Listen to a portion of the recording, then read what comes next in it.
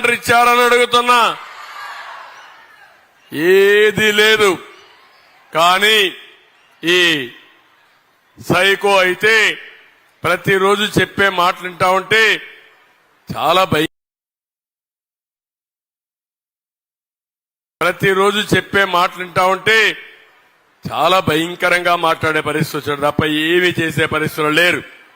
ఈరోజు ఒక్క విషయం గుర్తుపెట్టుకోవాలి. ఇప్పుడే కేఏ నాయుడు గారు మాట్లాడారు. కొంతమంది కుటుంబ సభ్యులు బయట చెప్పలేకపోతున్నారు. చాలా మంది పిల్లలు గంజాయికి అలవాటు అయిపోయి, మగవాళ్లు జే బ్రాండ్ లిక్కర్కి అలవాటు అయిపోయి, డ్రగ్స్ కి అలవాటు అయిపోయి రాష్ట్రాన్ని సర్వనాశనం చేసే పరిస్థితికి వచ్చారు. దీనివల్ల మీరు ఇంకొక పక్క చూస్తే ఎవడైనా సరే చేసే పరిస్థితికి వచ్చారు. దీనివల్ల మీరు ఇంకొక పక్క చూస్తే ఎవడైనా సరే గంజాయి తీసుకున్న వాడికి తల్లికి పెళ్ళానికి వ్యత్యాసం తెలియదు. ఆ విషయం మీరు గుర్తుపెట్టుకోవాల్సిన అవసరం ఉంది. ఓసారి ఆ మత్తులో వాళ్లే ఏం చేస్తారో వాళ్లకే తెలియని పరిస్థితి. ఈ అన్ని పరిణామాల వల్ల 5 సంవత్సరాల రాష్ట్రంలో 50% మహిళలపైన దాడులు పెరిగాయి. ఎక్కడికక్కడ దాడులు చేసే పరిస్థితి వచ్చింది. 80% మహిళలు అదృశ్యమైపోయే కేసులు పెరిగిపోయినాయి. మిస్సింగ్ కేసులు ఎక్కువ పెరిగిపోయినాయి. 50% పెరిగాయి.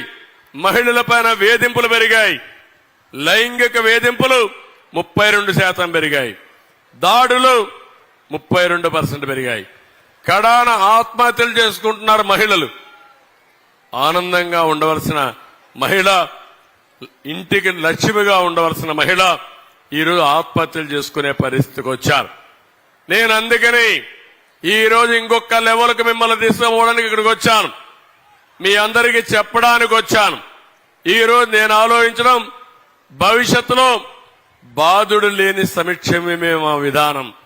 పన్నులు తగ్గిస్తాం, ఖర్చులు తగ్గిస్తాం, మీ ఆదాయాన్ని పెంచుతాం.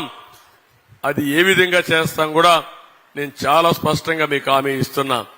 ఎప్పుడైనా సరే ప్రభుత్వం అప్పులు తీసుకొచ్చి పనులు చేస్తే, లేకుంటే డబ్బులు పంచితే అది సస్టైనబిలిటీ ఉంటుందమ్మా అని మిమ్మల్ని అడుగుతున్నా. మీ మగవాళ్లు గాని ప్రతిరోజు ఇంట్లో అప్పు తీసుకొచ్చి పొలాలు తాకట్టు పెట్టి, ఇల్లు తాకట్టు పెట్టి డబ్బులు తెస్తే తిరిగి పే చేసే శక్తి లేకపోతే ఏమవుతుంది? దివాలా తీస్తారా లేదా అని అడుగుతున్నా. అదే పరిస్థితి వచ్చింది.